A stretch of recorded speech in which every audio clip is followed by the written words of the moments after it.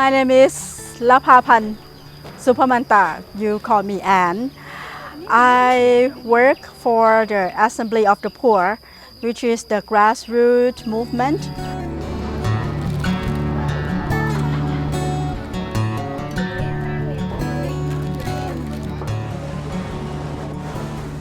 Thailand is not a poor country anymore. We have some level of economic development, but the idea of the concentration of wealth and the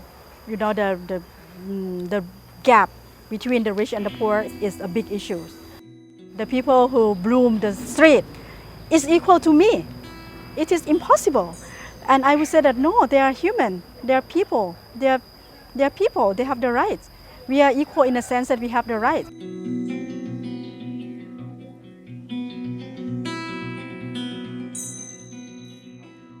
The grassroots leaders are considered as the threat to the military rule. So the control over the grassroots leaders are one of the critical issues. For example, our leaders are followed, are summoned, or threatened. That is very normal.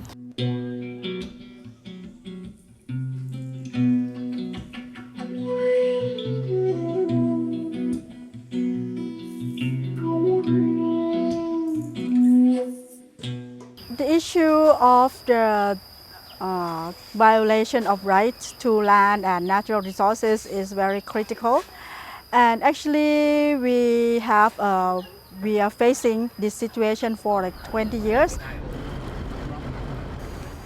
The local government says that their land they are encroached to the public land, and if they want to get the compensation for that, they need to sign some document. And out of ignorance, they don't have any knowledge about law, anything at all,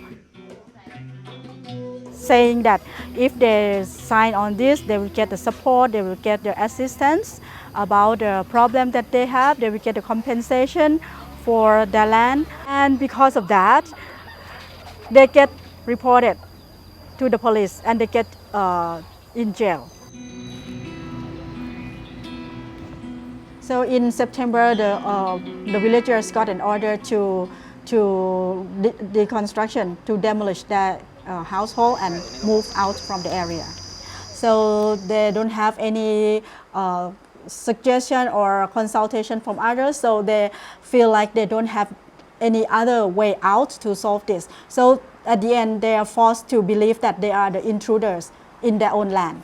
But when they come to us and get our advice, we try to prolong the case. We try to submit a petition for the reopen the case. We have to do anything just to prolong it.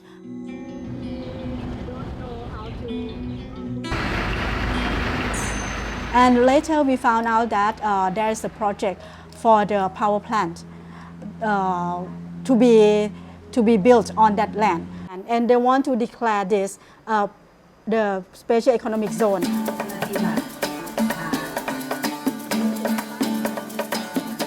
Pressure together to the officers that they need information, they need to know what happened, they need to know what's going on in the community.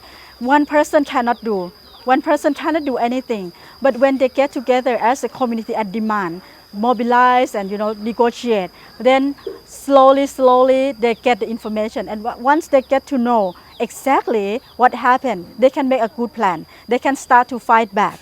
Even though the state said that it's a public land, but in reality there's a lot of people, like around 300 families, and some other state agencies offices are in the land. So in reality, in the physical reality, it is not a public land. So that's why the court have the resolution that our people can also stay. So it's a kind of small victory, and they want to celebrate that.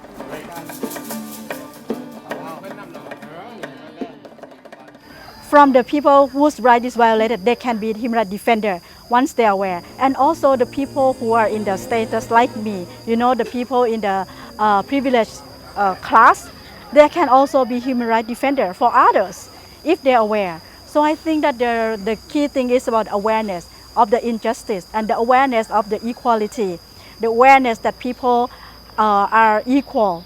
We know that the people who violate our rights, they have the global effort. They go everywhere without border.